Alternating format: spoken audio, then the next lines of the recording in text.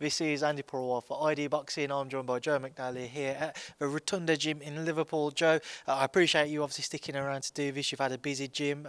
As I've said to Liam, I appreciate him coming back to do an interview. I had the day from hell travelling up here, but we're here now. So how's everything going? I'm good, mate. I'm good. Everything's going fine. Busy day, but yeah, it's all good. Glad to hear it. And let's just start off with kind of some of the guys who are in and around. So I've just spoke to Keith and he's kind of recovering from his hand surgery. So it must be good for you to see him back in here. You haven't seen him for a while now and just to catch up really. Yeah, it's been out a long time. Obviously, it was myself that pulled him out of his last contest, and thank God he's had an operation on his thumb, on his hand. It's fully healed. He's in the rehabilitation process, and he's come over this week. He's staying in Liverpool for the boxing on Saturday. And it's just fantastic to actually see him in person. He's back here, and we'll get the ball rolling in the next week or two to get him back to where he should be fitness wise and get back into the groove of things, and I'm excited for him. I mean, I've just spoken to him and he said that come the end of the year, he still would like to challenge for some form of, say, a European title, depending on how his hand recovery goes and if provided also that there's no other issues past his return. Does that align with your own kind of sights and visions for him? Yeah, the thing is with Kevin for me is he's that talented. You sort of got to protect him from himself, really. He could step up right now to European level on his next fight. We've got to test the hand out on his next contest. Opponent-wise, we had discussed that with his management team and Kevin himself, and we had to select an opponent to test his hands out on then, and then I know Matchroom have got big plans for him, as in gradual, good, steady step-ups. But at the end of the year, yeah, European, the hand holds up. His camps are fine. He stays injury-free, European level, and I've just stated too, wouldn't put it past him on the middle back end of next year, challenging for a world title. I've got that much belief in the man. I mean, but again, going back to the conversation we had, there was that sense of frustration that he looks like he'll just miss the May 20th day if it goes ahead over in Dublin. But one fight which has been mentioned with a fighter that you train is JJ Metcalf and Dennis Hogan. Nothing official, but it's obviously doing the rounds now. Can you fill us in as to where things stand on that? Yeah, well, it's not my place to be mentioning the fight. It has been spoke about. I would absolutely love that fight for James Metcalf. He technically should be European champion, James, with the Lariadia win.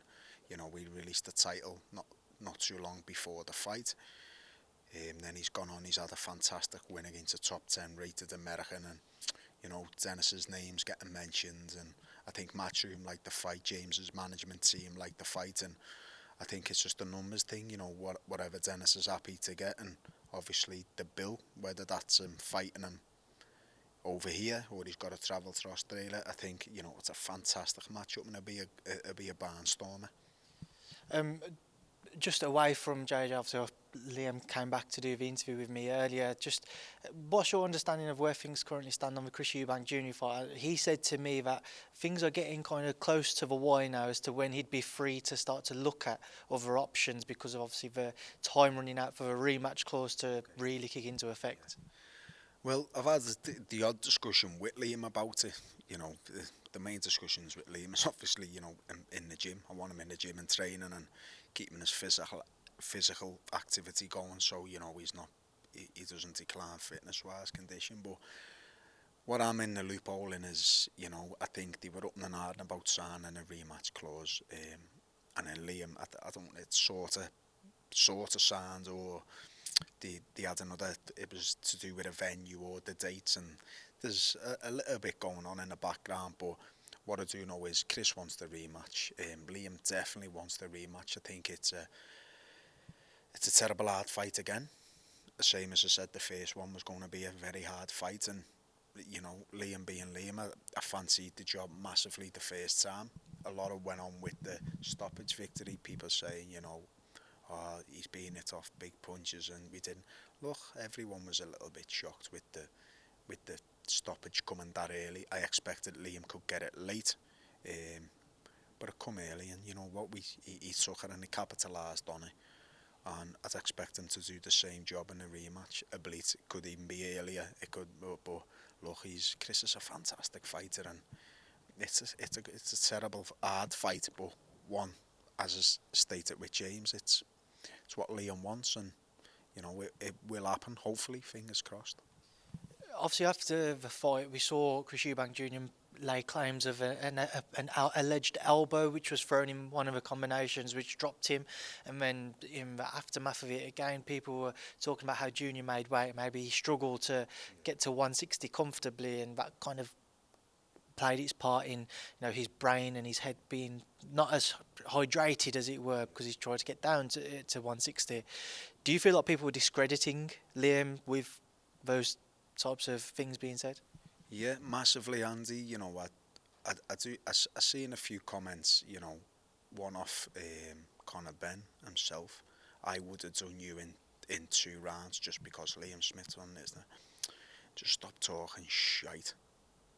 You know, you wouldn't have done Chris in 2 rounds, and you certainly wouldn't do it to Liam either, Conor. You know, that was discrediting to Liam. That made me a little bit unhappy.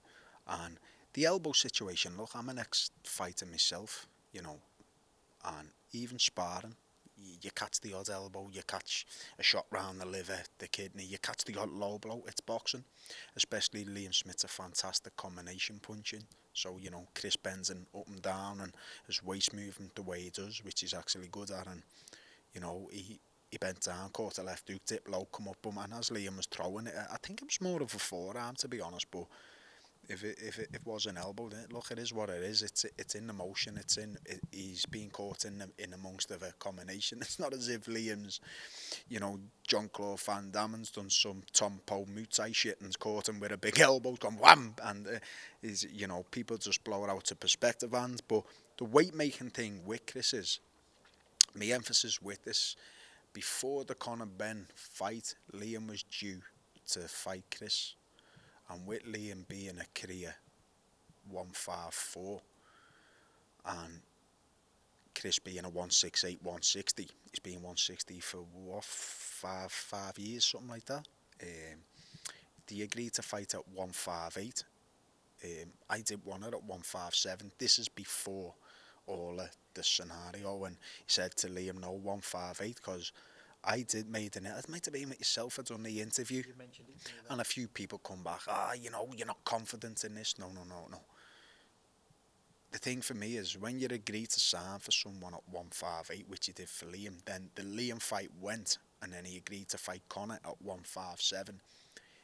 Chris is an ultimate professional. He's got a professional team behind him. The legend in Roy Jones, the legend in Ronnie Davis. I don't know if his father's still in the background advising him, but he's not stupid. He's got the Cali Nisei Sowlands advising him, so he'll have knew whether he can do that weight or he can't. Whether he can perform at that weight is another matter. But if he's had his right stats done, as I do with me, you know, his macronutrients, his physical fat, his body fat, his hydration levels, if he's had that done professionally the way he should have done, he wouldn't commit to a fight without knowing he can't do it properly. Now, I'm not saying I want him 157 again, but when the Conor Benn fight went, obviously for the, you know, the egg scenario shit, but when it come back round and Chris said, I don't know if he struggled that much to make 157 for Conor, because it only got called off fight week, so he obviously would have been, you know, cutting his sodium and his farbing and stuff. And when he come back for the negotiations with Liam, it was a full 160, and I was like, what's happened to the 158? You know, you've got to move up a full weight category. And Liam went, fuck it, coach, it is what it is. I feel confident, I feel good at it. So we went ahead with it. We danced to Chris's tune. Everything was in Chris's favour. So after the fight, that's when I made the comments. I said, you know, yeah, I like it, but it's on Liam's terms. I'm 158 and a few keyboards, clowns. What, because you're not confident? Oh, I'm fucking really confident. I was really confident in the first fight, and I'm more confident in the second fight. Not because of the knockout. Look, it's a lot more than that. Liam Smith is a class act. he's a lot more than what you see. You've got to be up close to value how good and cute and technical he is in that ring. You know, I know we got caught a little few times at the end of the third round, but he took a bollocking in the corner. But I was happy him taking 3 out of the first 6 rounds in that fight, and confident in him getting a stoppage after that, or a wide points win. But when it's come back round again, and Liam's gone, look, he wants the 160, he can have the 160. My problem is, does that then go to 162, 163, 164? I think Chris can make 160 really healthily. He's never going to concede with the original offer, what a lot of people don't know we did give in the first place at 158, but it is 160, it's 160, and look, at the end of the day, Liam Smith feels strong at 160. He can eat a little bit more, sleep better of a night, and he can perform better with it, so 160 it is. Is that, you're mentioning, does he go to 162 or asked to go to 162, 163, etc.?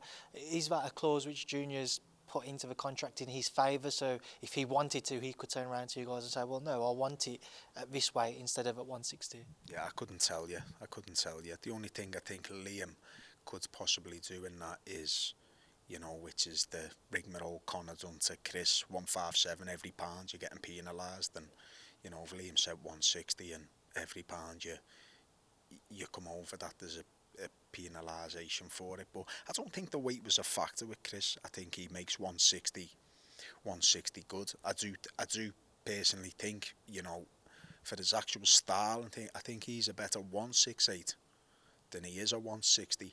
I don't think that's not being drained because he's a professional. You know, it's just he must probably have to commit an extra 3-4 weeks in his camp to his diet, but at 168 I just think, you know, he's a little bit more settled, same as Liam is at 160. He needs a little bit more. He doesn't really go no bigger at 168. It'll just be a little bit of freedom in the body to, well, you can eat a little bit more in your camp, your energy levels are a little bit better, but yeah, I wouldn't say it's a big massive difference. One thing though, it did seem interesting fight week, you know, Liam seemed to be a bit more energetic now. It might have just been because he had a fight in front of him with Chris Eubank Jr. where the rivalry built to the point where it just kind of made him more emotionally involved, and not saying that he showed in a negative way, but he just seemed so pumped for it throughout the week.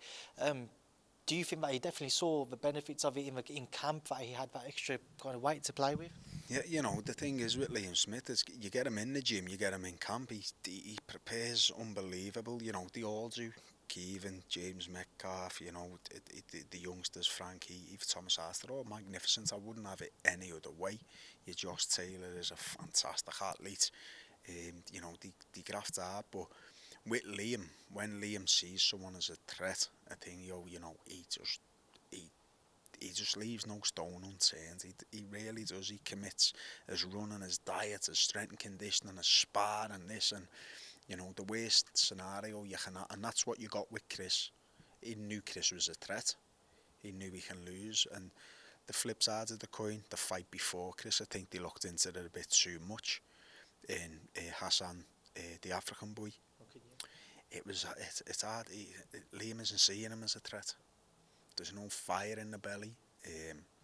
You know, discussion with Josh Taylor, he had the scenario with Jack Catterall for the fight, and no fire in the belly, no, you know, you're coming off, you know, your Vegas fights, your superstar fights, and you do need that fire in your belly, especially 15 years as a professional Liam, and, you know, he needs something to get them juices flowing, and he gets that. Well, it makes my job a lot easier. In the build-up to the fight, Eubank Jr. was very vocal and certainly trying to kind of entice Liam into biting at anything which he had to say. Since the rematch clause was invoked on Valentine's Day of all days, Junior hasn't really spoken about it, but he's still been very vocal about Conor Benn. Speaking to Liam earlier, I asked him, do you think that maybe Junior hasn't been as vocal because he slightly wants to hold out to see how things play out with Conor Benn in case that fight could still be made for Junior? And Liam said that potentially that could be the case, hence why he's down to this period where within a couple of days, if something isn't more solidly put in front of him, he can start to explore the Golovkins, the Brooks or the Janibek fight which was ordered by the WBO. Yeah, you know, I really do. Yeah, I do think Conor I know the team, they can say what they want in Calais and Nissa, but they implemented the rematch clause into the contract. They didn't want the fight in the first place. Stylistically wise, it's a terrible hard fight for Chris. It's a hard fight for Liam, but style wise, it's one that suits him to the ground. I do think Chris is really interested in the Conor fight there. Why wouldn't you be? You know, he's nowhere near the level of Liam Smith, Conor Benn. People going, oh, he's a massive puncher, he's this, that. Well, let's see if he is his next fight. If he's in against someone live, not a Manny Pacquiao, who's been finished for years. I'd like to see him fight someone like Boots Ennis, you know, Virgil Ortiz, someone like that. He's saying he wants your Pacquiaos, why not fight them? They're solid welterweights. Let's test your power against them. Not Chris Algieri, who's been, you know, cooking in a restaurant for X amount. I'm not saying he's a bad fighter, he's a good fighter, but, you know, a bit disappointing in, you know, taking the skin off Liam's win. But with Chris, I do think he's exploring, and I do think Chris looks at Conor as the easier fight than Liam. I really do. And and if it's there, and you know he's going to get paid X amount of millions for it, why not? And that's why Liam's got to keep his options open also for other opponents in case Chris does decide to go. He might turn around and go and going up to 168. You don't know, do you? It's all hearsay. Just looking at the options for Liam, obviously the Gennady Golovkin one was the one which he spoke openly, like he'd love that fight to face somebody of Golovkin's stature within the sport. There'd be a world title on the line as well. But we saw the Janibek fight ordered be a very difficult fight, be a bit of conflict in the gym as well. Obviously Janibek trains with Buddy McGirt. So just talk to me, have you guys looked at that fight and how difficult, if you went down the WBO route, a fight with Janibek would be? Well, it's a tough task. As I stated, you know, he's not a 160-pound fighter. He's happy there because he can eat more and his diet's a bit more relaxed and stuff, you know. But look, for me, the Janibek fight is pointless. The only upside of the coin for the fight is being a two-weight world champion. And, you know, I've done it, but Liam's being a world champion. He might want to be a two-weight world champion, but at the end of the day, them belts don't put food on the table, you know, and they do if the right person's got them. So he's the number one mandatory now for the WBC at 154. So he fights Charlo, he must probably get, you know, 7 times more money than what he'll fight Janibek, without being disrespectful to the fighter. Janibek, he's about other than the boxing circles, he's really unknown. He's unknown. He's a fantastic. He's brilliant. He's a good world champion. You know, Denzel Bentley had a magnificent performance against him. But he's a good, solid 160 champion, and I just think, you know, at this stage of his career, Liam needs the right fights to suit him. Is where everything's just on Janibek's side, really. You know, and I'd rather have him the 154 shot at Charlo for for all the marbles, really. Joe, just away from Liam, but you mentioned Conor Benn earlier. I just want to get your thoughts as a trainer around everything which has unfolded around Conor now. Same question as to what I've asked the guys today. Obviously, the WBC put out a statement suggesting that the intake of eggs may well have been the reason behind the elevated levels and the levels of all of clomiphene within his system. Then Conor Benn released a statement saying not once in his 270-page document did he mention eggs in the slightest. So what are your thoughts on the way the WBC and Conor have gone about it between themselves? Well, what is it? It's not eggs. Well, what is it? How have you got chloroform if you're being eating a pill? What is it? You know, it's a bit tricky. I don't want to slate him too much, because you can never win anyway. And look, he's a good fighter. He's a fantastic. He's past the prospect now. He's coming in. He's a good contender, but look, he's being nicked. I think the WBC a disgrace in this. You know, they should have waited. At the end of the day, I think the public's been a little bit fooled with me in getting mixed up with VADA and UCAD.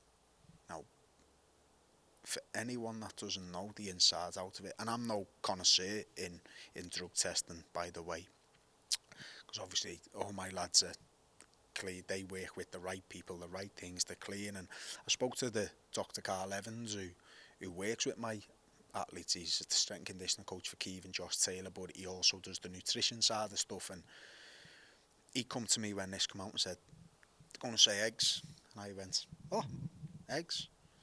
He went, "Telling you, it's going to say eggs." That was months and months ago. And I went, "What the fuck?" He said, "I'm going to tell you." He said, "But the thing is," he said, "UK, they do import eggs, but it's banned on the use of animals in the UK." Thank you, especially on UK laying hens. Now, if Caoimhín was to show up, if you was eating, say you were importing eggs from Mexico, right? So it's in it. All this fucking 15 egg a day thing. How big's a 5-egg omelette?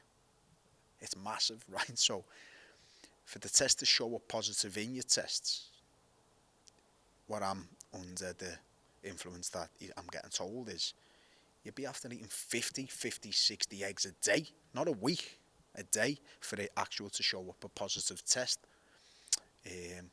So that's where I stand on the egg type of thing.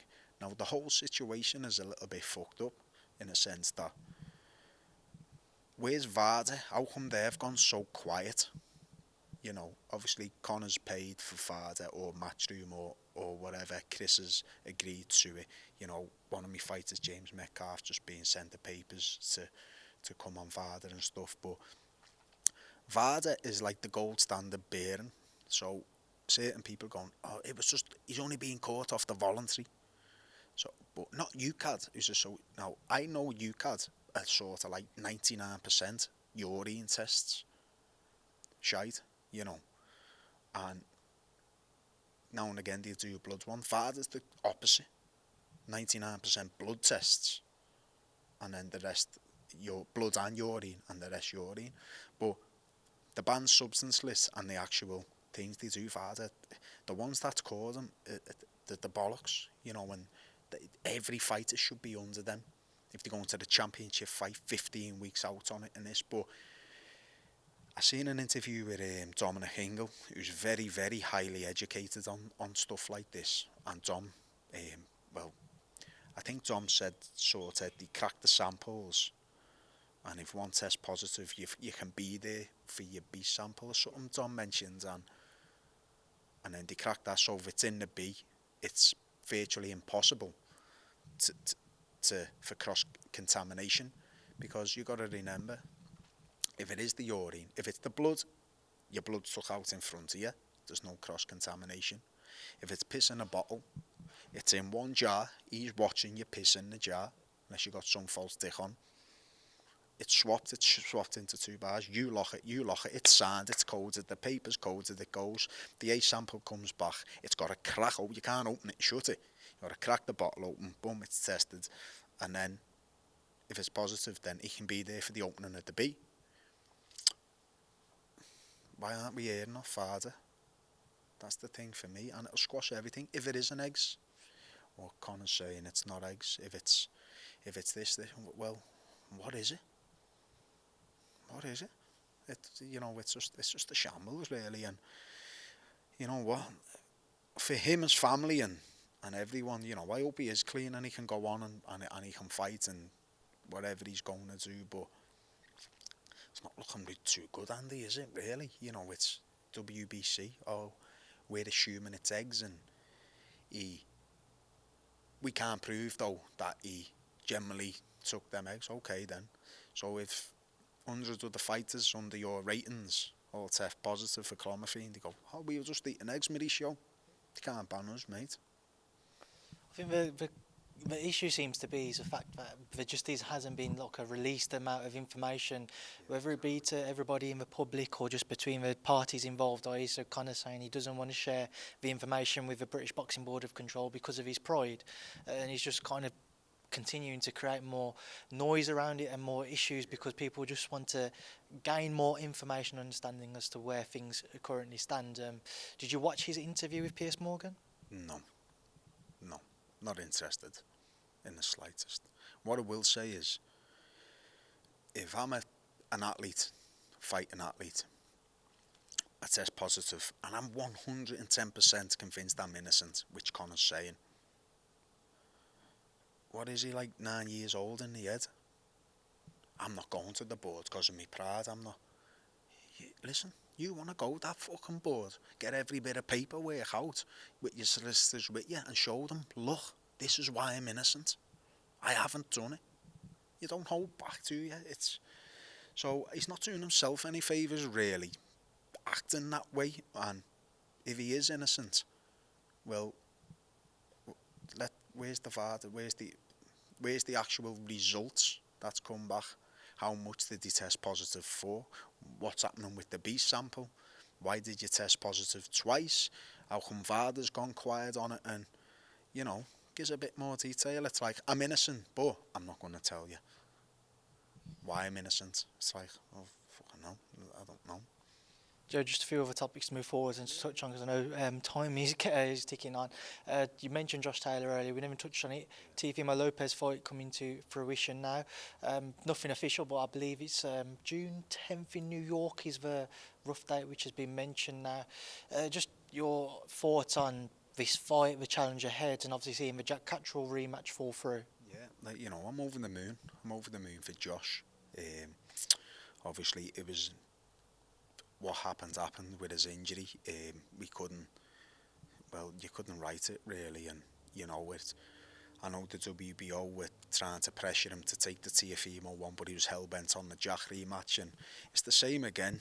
I don't look too much into social media, but people saying to me, "Oh, he's ducking him," and he's ducking him. Look, no fighter at that level ducks anyone. It's Jack's just been nominated to fight a unbeaten Uzbek. Is that right, for the IBF eliminator? Mandatory. Yeah. 20. I think Jack's looking at the pro grade fight instead. But is he ducking? That's the reports anyway. But is he ducking the Uzbek? Is he ducking the Uzbek? He's not really ducking him, is he? He's not. So I can say, oh, Jack Catterall's ducking him. Jack's not ducking him. Look, he wants a world title shot. He's put up a fantastic performance against Josh Taylor. He hasn't got the rematch. The WBO have ordered. Josh got injured. We were actually doing fantastic in camp. He got injured on the WBO, and Josh said, well, what do you think? I said, well, it's your call. He said, well, I'm not losing this belt. I've give the rest up. Let's go for the Teofimo one, and we can come back to Jack without being disrespectful to Jack. But he's going nowhere, really, is he? If he beats Prograis, he beats Teofimo, makes the fight bigger again. He's got a world title. He brings something to the table. Josh is still the champion, and they can get it on again. Fantastic fight. But I'm really happy with the Teofimo one. He's finishing phase 1 of his rehab, and he'll be ready to go into camp real soon. And stylistically wise, I think it's going to be really explosive, and my job to get him 110%. And I'm really confident to Madison Square Garden, where the proposed site it could be, is the place where Josh Taylor belongs, on the big stage. And he's paid his dividends to the sport, undisputed champion. He's took the risks, he's won every accolade out there, and he's back where he belongs, on the big stage. And Joe, just 2 fights on the horizon. We'll get your thoughts on. We've got the press conferences later for Tank and Garcia. Your thoughts for who comes out on top when they share the ring come April 22nd? Yeah, I think it's what, if Ryan Garcia has a little tendency he seems a little bit mentally sometimes there and not there for me. He's a bit yo-yo-y up and down. I think Tank is a magnificent talent, and I really fancy Tank Davis to get the job done on Ryan, but I think it's going to be a shootout, a real shootout. Yeah, it won't go the distance. And final one, I'm sure you'll be watching on the weekend, because there could be a potential matchup for one of your fighters down the line, Tszyu and Tony Harrison out in Australia. Again, your thoughts, please, Joe. Yeah, well, it weren't long before Liam, they were mentioning Tim for Liam. They wanted us to go to Australia in the lockdown, but stay in a villa with a treadmill and a bag for like 3 weeks. Said that you're okay with that, but yeah, I think Tim has took a risky fight because he had the shot against Charlo. Kudos to the man. I think he's a chip off his dad's block. What a legend of the sport. I think he fights like his dad. He's being modelled on his dad. And is he as good as his dad? Yeah. No. Can he be? Absolutely. I think and it's a risky fight. Tony Harrison brings all that experience. He's tall, he's big at the weight, he's awkward. So I think it's going to be a harder fight than people anticipate. And I'll be having a close eye on it. Not for Liam, not for James Metcalf, for this man right here, Caoimhín Agyarko. He'll be amongst them in the next 15 months, and whoever's got them titles, he'd be banging on them doors and wanting his foot in there to rip one of them belts off any one of them. Right, Joe, we will leave it there now, and I'll leave you to enjoy the rest of your day. I know you've got another session coming up. I appreciate you letting me come here today, so thank you for speaking to me. Welcome, good man, nice one.